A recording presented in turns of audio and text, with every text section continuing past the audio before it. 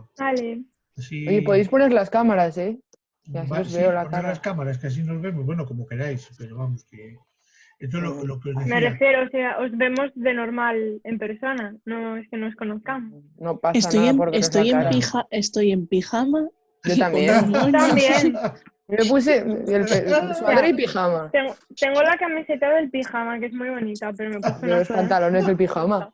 Yo todo, y es que absolutamente todo. Da igual.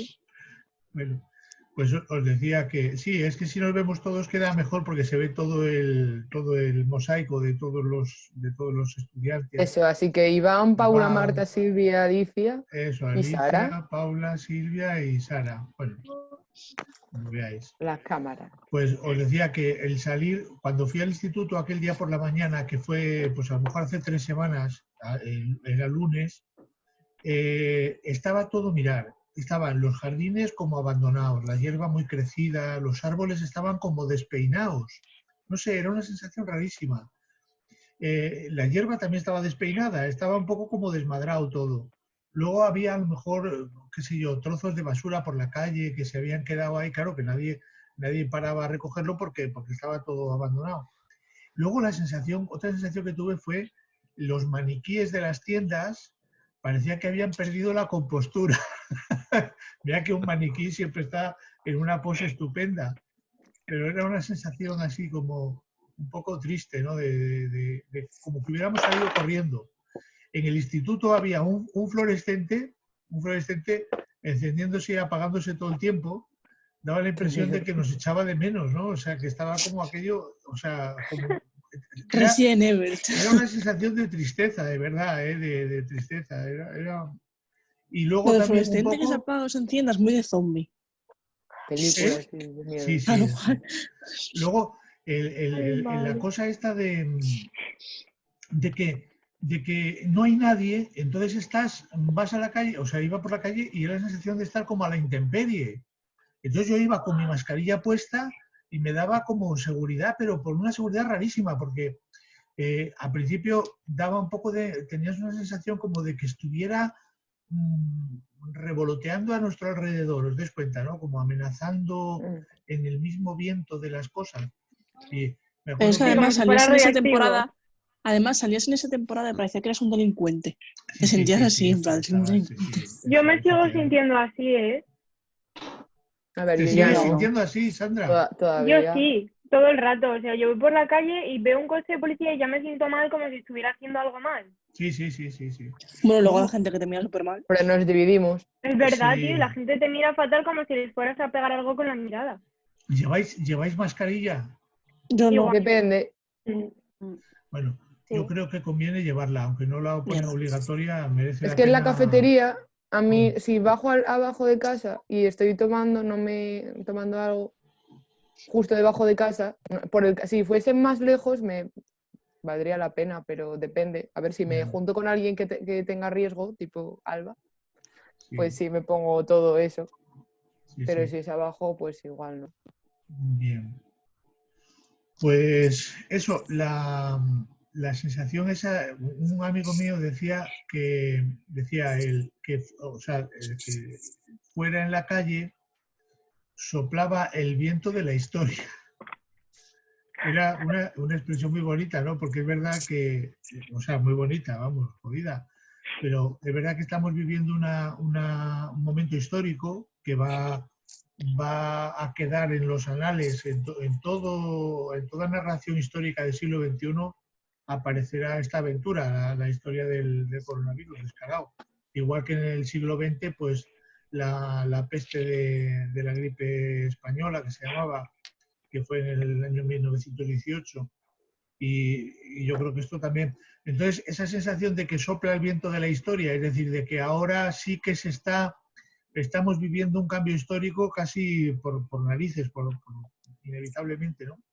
Da un poco de escalofríos, ¿Sabes? Pero es que Igual luego yo pienso que si tengo hijos o lo que sea, me van a preguntar, oye, ¿cómo fue vivir en el coronavirus? Voy a decir, pues nada, estaba haciendo deberes todo el día, tirada en la cama, viendo series sin hacer nada. Vaya. Sí, es un poco también una sensación angustiosa porque verdaderamente te sientes muy inútil. Eso es verdad. Sí, yo me siento totalmente inútil, o sea, es el cambio histórico más aburrido para nosotros, o sea, claro, toda la gente que está fuera trabajando, pues lo están currando muchísimo, pero es que el resto, los que estamos en casa, no hacemos nada. Efectivamente, es verdad, porque realmente, claro, dice, no, tenéis que estar encerrados y hay quietos. Y con eso ya estáis haciendo lo que tenéis que hacer para que las cosas cambien. Pero claro, es una sensación muy rara el verte en casa de brazos cruzados sin poder hacer nada, ¿no? Realmente a mí personalmente me angustiaba bastante eso. Gracias a esto vamos a aprender. Sí, Alicia, Vamos a aprender bastante.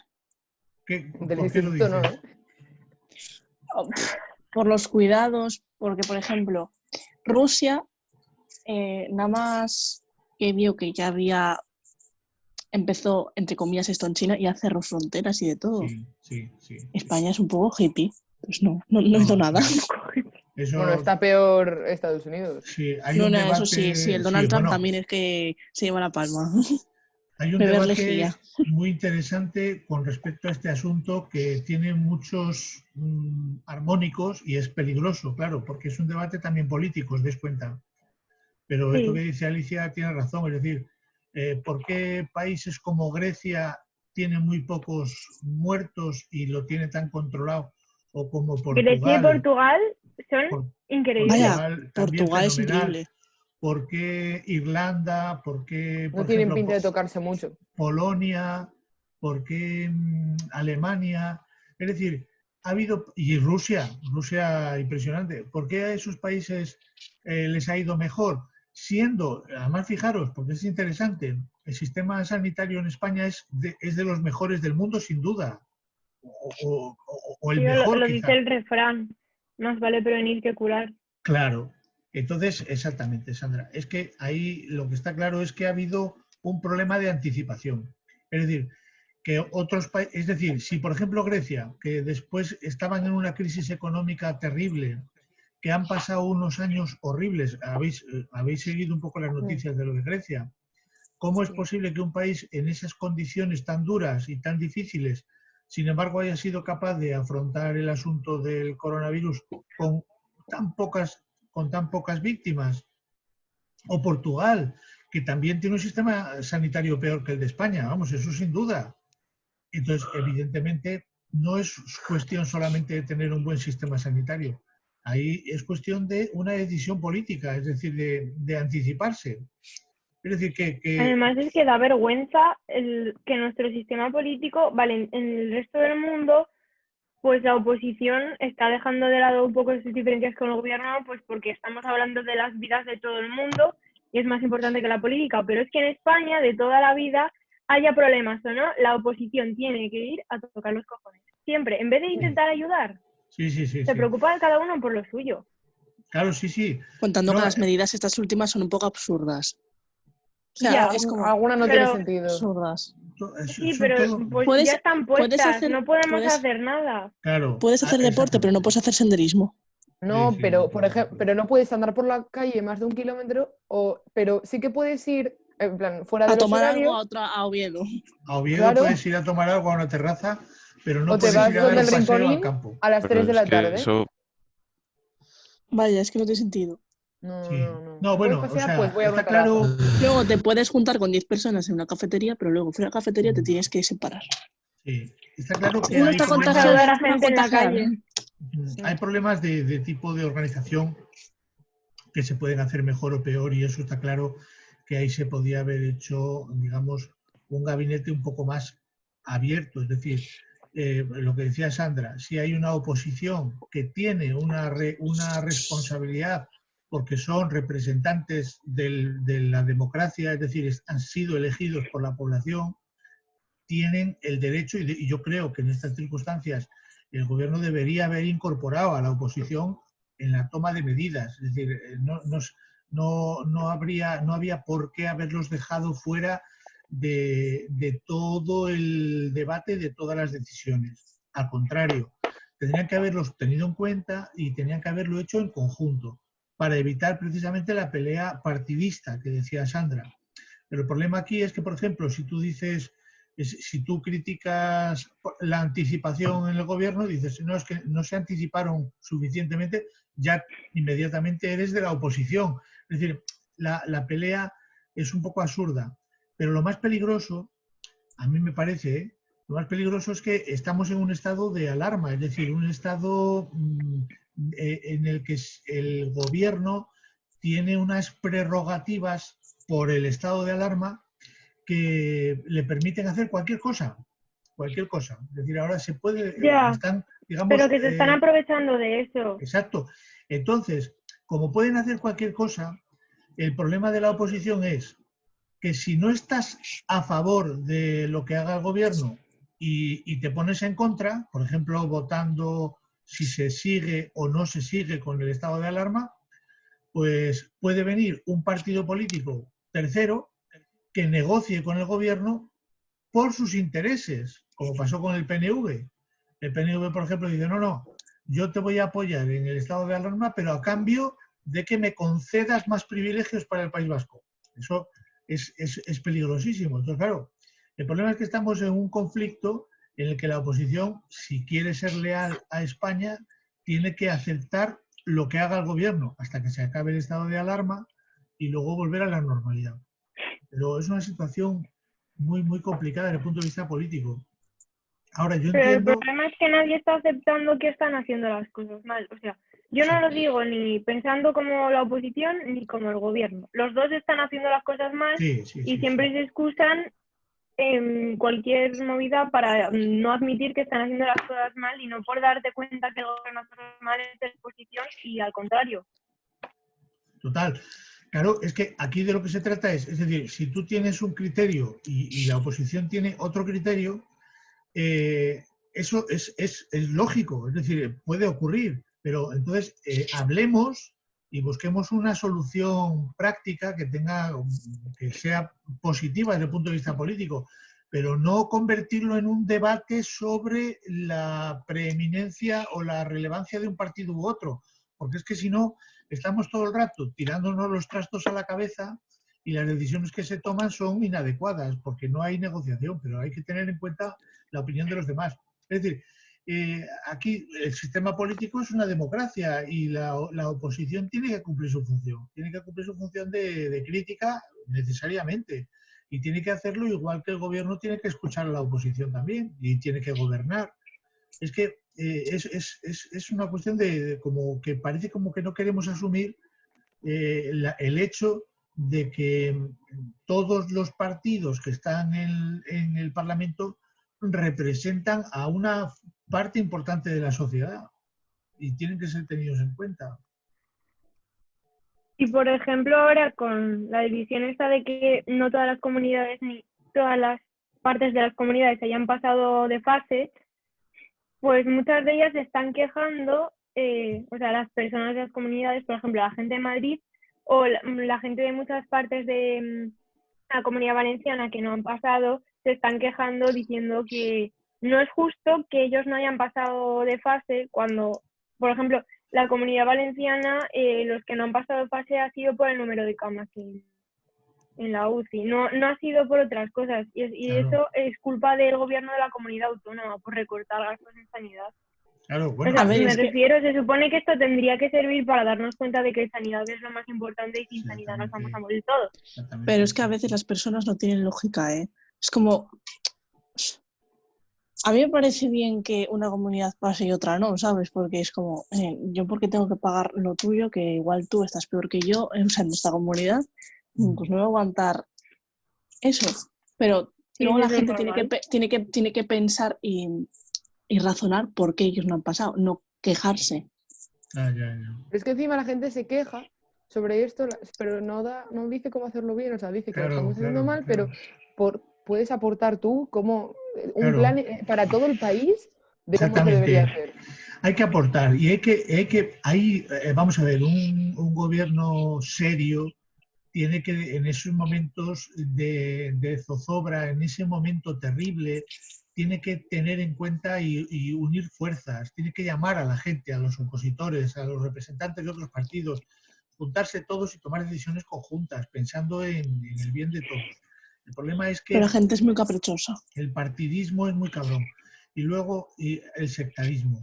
Y luego eso que dice Sandra es muy interesante porque efectivamente el sistema sanitario español es un sistema público potentísimo, pero las comunidades autónomas tienen, digamos, competencias en la gestión de esos sistemas de salud y, entre otras cosas, porque eso supone repartir más dinero. Os dais cuenta, el Estado reparte dinero en función de las competencias. Si tú tienes muchas competencias, recibes más pasta y con ese dinero luego tú haces lo que te da la gana.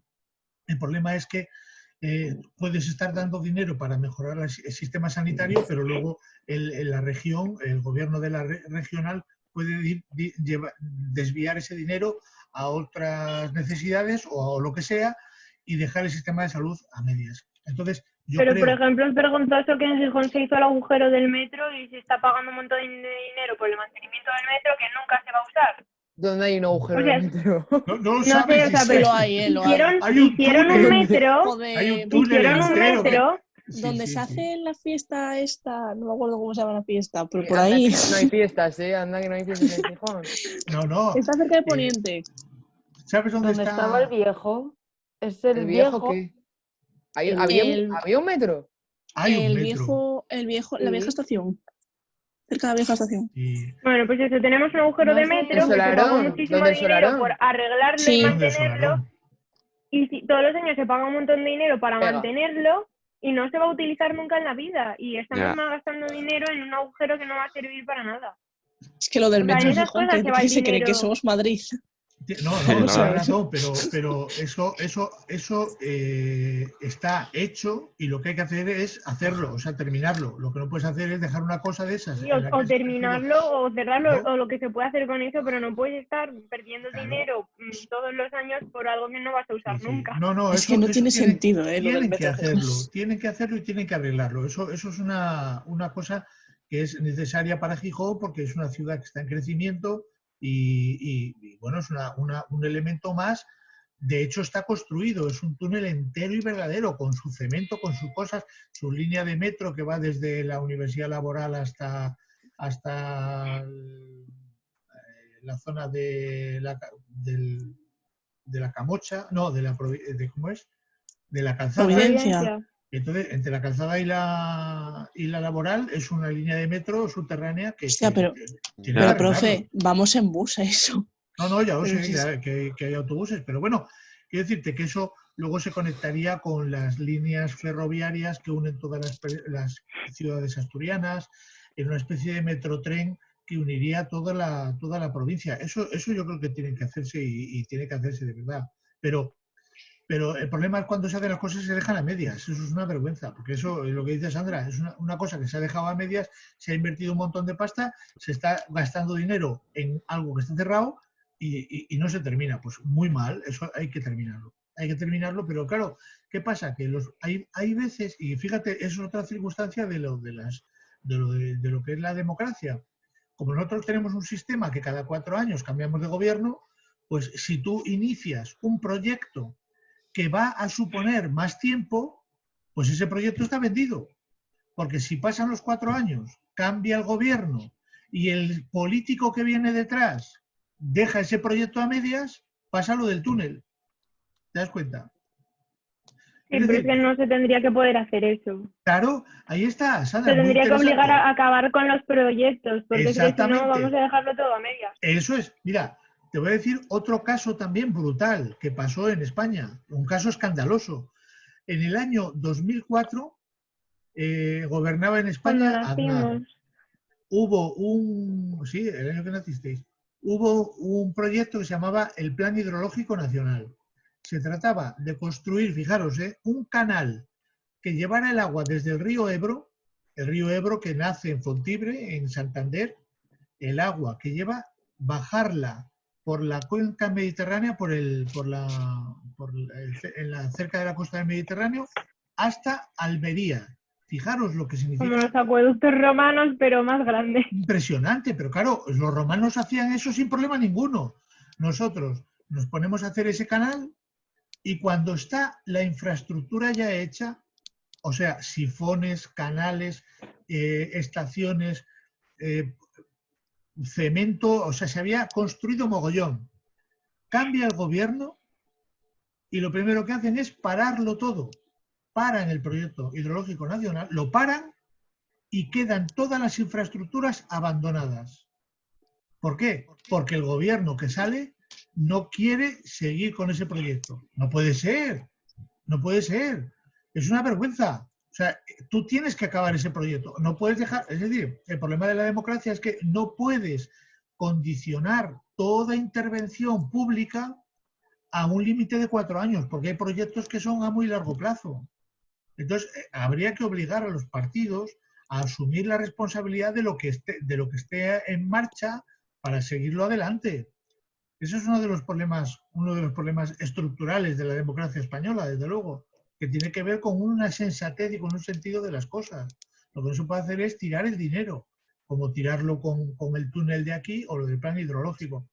Luego, como el gobierno siguiente no le gustaba lo del canal, idearon otra cosa y montaron unas plantas desalinizadoras que valían un pastizal, que se han construido, que son muy contaminantes y que no dan un rendimiento ni parecido al otro. Y sin embargo, en el Ebro tenemos todos los años desbordamiento de aguas, problemas del cauce.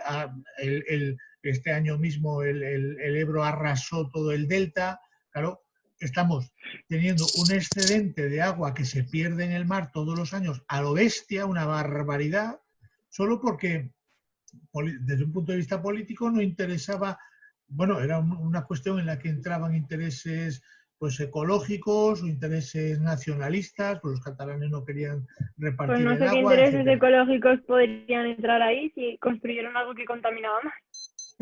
Efectivamente, pero en principio era, pues, claro, lo de las aguas del Ebro se suponía que podía afectar al equilibrio natural del Ebro, que de equilibrio natural nada, porque el Ebro es un río totalmente artificializado, como toda la naturaleza en España. O sea que no Pues se quiere casi mantener. parece el argumento de los niños pequeños de no, si lo hago por llevar la contraria.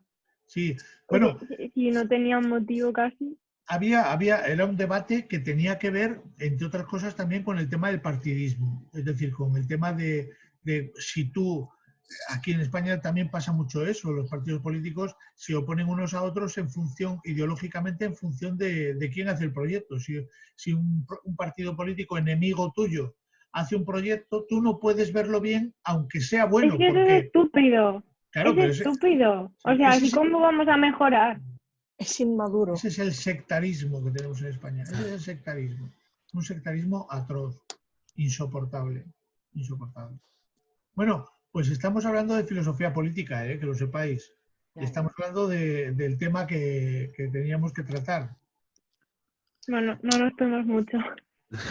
No, pero es ese, no sé si visteis una imagen que os voy a poneros aquí, a compartir la pantalla.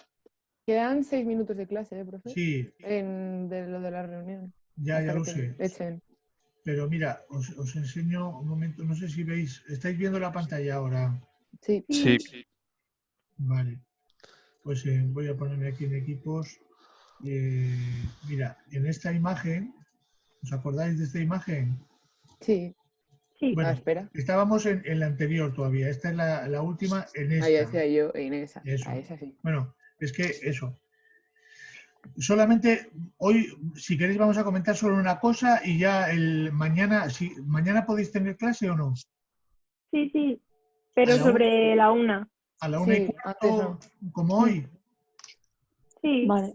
Vale, bueno, pues entonces vamos a seguir mañana, pero os comento solamente un momento. Esto ya lo habíamos visto, ¿os acordáis, no? De las fases de las sociedades. Y la historia, esto lo habíamos visto también, ¿os acordáis? Sí. Bueno, ahora, Sí. entonces, estábamos analizando la idea de Estado desde el punto de vista de su evolución histórica, ¿vale? Era lo de las fases, ¿os acordáis? Y ahora Sí. vamos a ver el Estado desde el punto de vista de su estructura, ¿vale? ¿De acuerdo?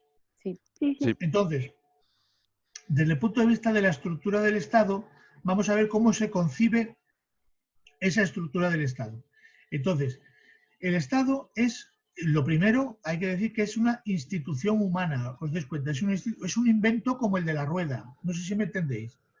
Es decir, los hombres en un momento dado de su vida natural inventan la agricultura, inventan la rueda, inventan las flechas, inventan las lanzas, inventan herramientas. Bueno, pues uno de los grandes inventos del hombre es el Estado. Es una organización estructurada inventada por el hombre. ¿Me seguís, no? Bien. Ahora, ¿de dónde procede? Pues procede de un contexto antropológico general. Es decir, si vemos al hombre desde la perspectiva antropológica, como un animal que se diferencia del resto de los animales por razones de carácter objetivo, material, ¿vale? No espiritual. Es decir, nosotros no somos espiritualistas, no creemos que el hombre haya sido creado por Dios diferente al resto de los animales, ¿me entendéis, no? Es decir, el materialismo filosófico, la filosofía renuncia a la idea de que de que los hombres han sido inventados con un alma que les hace diferentes al resto de los seres vivos. Eso es un invento posterior, os dais cuenta, ¿no? Sí, sí. Entonces, cómo el hombre, siendo un animal entre otros, y esta es la pregunta que os voy a hacer, porque esto va a ser así, os voy a hacer esta pregunta y la pensáis para mañana. Vale. Cómo el hombre, a ver si puedo volver otra vez a donde estábamos, porque me he perdido. Estamos, a ver,